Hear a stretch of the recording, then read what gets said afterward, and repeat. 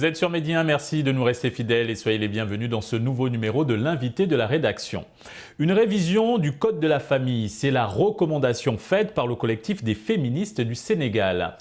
Elle dénonce des dispositions jugées discriminatoires envers les femmes et demande à l'Assemblée nationale sénégalaise à venir de le réviser. Pour avoir un éclairage sur l'importance de cette révision, nous sommes avec Mamito Nakamura, réalisatrice et membre du collectif des féministes sénégalaises. C'est un plaisir de vous recevoir. Le plaisir est pour moi. Bonjour. Madame Nakamura, selon vous, le Code de la famille, qui date de 1972, contient beaucoup de dispositions discriminatoires envers les femmes et qui sont en contradiction avec l'égalité des citoyens consacrée par la Constitution. Pourquoi la question de sa révision tarde toujours ? Alors, ce qu'il faut comprendre d'abord, c'est que cette initiative du collectif des féministes sénégalaises vient en appui à une autre initiative qui était mise en place par le garde des Sceaux de l'époque, Maître Sidiki Kaba. Donc, ça date de 2016. Donc, ils avaient mis en place un comité de révision chargé d'étudier et de proposer de nouvelles dispositions. Donc, dans ce comité, on avait l'AJS, qui sont des femmes juristes dont la plupart est membre du collectif des féministes sénégalaises. Donc la révision a été proposée, donc quelques articles ont été sélectionnés, les articles en tout cas qui ont été jugés discriminatoires à l'égard des femmes ont été sélectionnés, révisés avec des propositions. Donc cette mini-campagne qu'on a initiée il y a quelques jours vient en appui à cette initiative-là qui existe depuis un moment, dont l'étude a été bouclée et proposé, en tout cas déposé sur la table du chef de l'État. Et depuis, on n'a pas encore de nouvelles. Donc ce qu'on espère, c'est avec cette nouvelle législature qu'on puisse arriver enfin à cette dite révision. Le Code sénégalais de la famille est une inspiration du Code civil français, fusionné avec le droit musulman et canonique sur certaines questions de la famille. Est-ce que cela ne justifie pas certaines dispositions actuelles, surtout celles dont vous souhaitez la révision ? On peut dire ça comme ça, parce que c'est vrai que beaucoup de chefs religieux et coutumiers ont été invités à la table, en tout cas, pour pouvoir mettre en place ce dit Code de la famille. Mais ce qu'il faut comprendre aussi, c'est que c'est en 1972, on est en 2022.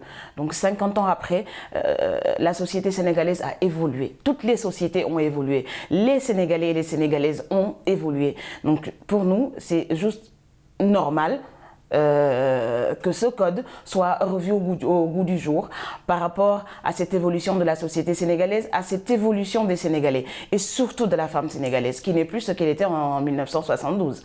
Quelles sont aussi ces dispositions de ce code de la famille que vous souhaitez voir la révision tout de suite, que vous souhaitez réviser dans l'immédiat? Je peux en citer quelques. Par exemple, l'article 111 qui parle du sexe et de l'âge.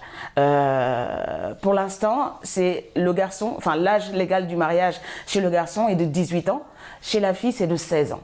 Donc ce qu'on demande par rapport à cette révision, c'est que l'âge du mariage soit pareil chez le garçon comme chez la fille. Parce que c'est peut-être 2 ans, vous me direz que 2 ans c'est pas grand-chose, mais dans la vie d'une femme, qu'est-ce qu'elle peut accomplir en 2 ans? Normalement, à 18 ans, on a son bac ou à 19 ans, on a son baccalauréat. Donc si les études sont freinées en amont à cause d'un mariage, ça peut porter préjudice à la femme que cette fille est censée devenir. Et on a aussi parler de l'article 196 qui concerne la recherche de paternité, qui est interdite. Donc là, on va même au-delà des droits des femmes, mais on parle du droit des enfants. Tout enfant a le droit d'avoir un père et une mère, donc d'avoir des parents. Et cette recherche de paternité de tout enfant né hors mariage est interdite selon le Code de la famille. Donc ce qu'on demande, c'est qu'un enfant puisse avoir la possibilité, avoir le droit de rechercher ses parents, cette filiation paternelle. Donc je peux aussi citer comment on appelle l'article en rapport avec la résidence du ménage. Par exemple, si moi j'habite, allez on va dire Louga, je suis cultivatrice et que mon mari établit notre domicile conjugal à Saint-Louis, par exemple, ou à Dakar, je serai obligée de laisser mon activité et de suivre mon mari. Et donc, si je refuse dans ce cas, c'est considéré comme étant un abandon du domicile conjugal, ce qui n'est pas le cas. Madame Nakamura, vous attendez un long combat et par quelle stratégie comptez-vous atteindre vos objectifs? La révision qui est la révision de ce code de la famille au Sénégal. On a commencé d'abord par une sensibilisation au niveau de plusieurs radios communautaires. On a enregistré des podcasts avec la collaboration des juristes de l'AGS, des podcasts dans lesquels on explique en langue Wolof, et aussi d'autres langues sont prévues, certaines dispositions qui sont jugées discriminatoires. Il faut d'abord expliquer ce code, parce que la majeure partie des Sénégalais ignorent l'existence déjà de ce code, donc le contenu, n'en parlons pas. Donc l'idée, c'est vraiment d'aller vers la sensibilisation. Et sur le terrain, on se rend compte que les gens ne sont pas au courant de l'existence de ce document, qui est censé nous régir tous en tant que Sénégalais. Donc on va d'abord dans une phase de sensibilisation au niveau des radios communautaires, au niveau des réseaux sociaux, pour qu'on puisse d'abord installer cette notion de code de la famille, de son contenu et de ses discriminations. Et de ces articles discriminatoires. Et maintenant, à partir de là, on a prévu de travailler sur tous ces articles-là, parce que le document existe déjà, comme je vous l'ai dit tout à l'heure, il est sur la table du chef de l'État, et qu'on puisse trouver des alliés au niveau de l'Assemblée nationale, c'est-à-dire des jeunes hommes et femmes, ou même pas jeunes, qui soient sensibles à cette cause et qui soient conscients que ce sont des articles qui doivent être révisés et qu'on puisse travailler avec ces 10 élus pour pouvoir les capaciter, les renforcer pour qu'ils puissent porter le plaidoyer devant l'Assemblée nationale. Restons dans l'atteinte des objectifs. Pour le Code sénégalais de la famille, nous ne sommes pas à la première tentative de révision de certains de ces articles dits défavorables aux femmes, mais chaque fois cela s'est heurté soit au refus des religieux ou de certains députés de l'Assemblée nationale.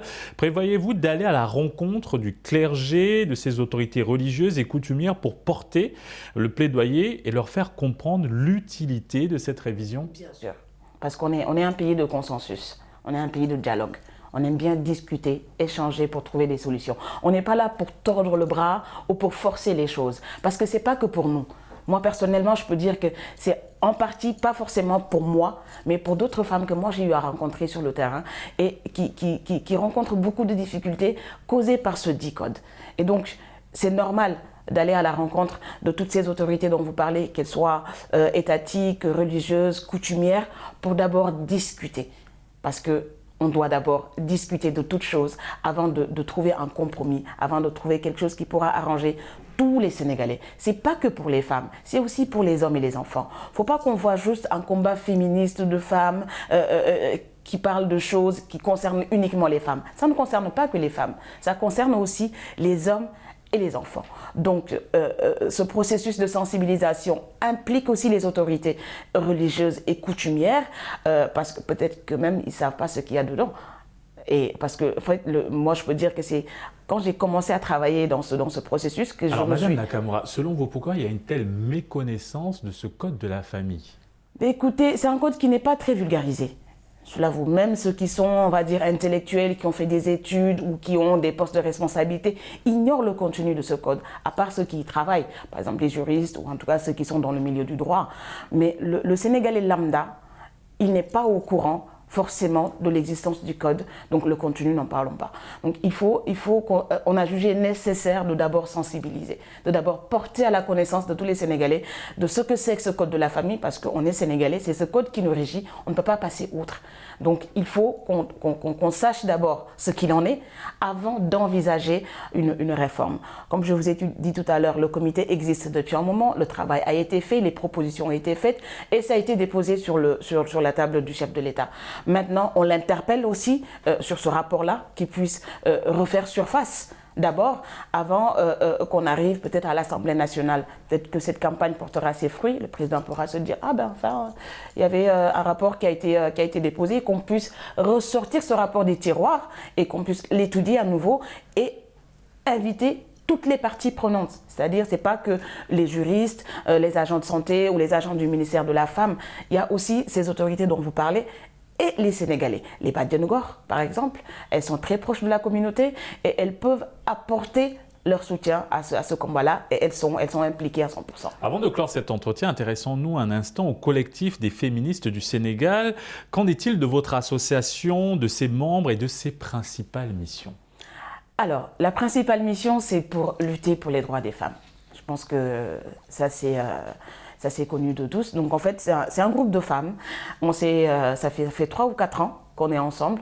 qu'on discute très souvent, qu'on fait des propositions, qu'on reçoit des demandes d'aide, de soutien en cas de viol, en cas d'inceste, en cas en tout cas beaucoup de choses. Aujourd'hui, c'est le cas, nous sommes en train de manifester pour apporter notre soutien à Hélène Chopin, qui a été abusée par son père il y a plus de 33 ans. Et donc, on lutte pour que la prescription soit levée pour les cas d'inceste et de viol. Donc tout ça, c'est des combats que nous menons au quotidien, sans pour autant dépendre d'une autorité quelconque. C'est tout simplement un engagement personnel qu'on a pris en tant que femme sénégalaise, musulmane ou pas. Merci Madame Mamito Nakamura. Nous rappelons que vous êtes réalisatrice et membre du collectif des féministes sénégalaises. Merci pour cet éclairage. Merci de m'avoir invitée. Et merci à vous d'avoir suivi cette émission. Très bonne suite des programmes sur Média.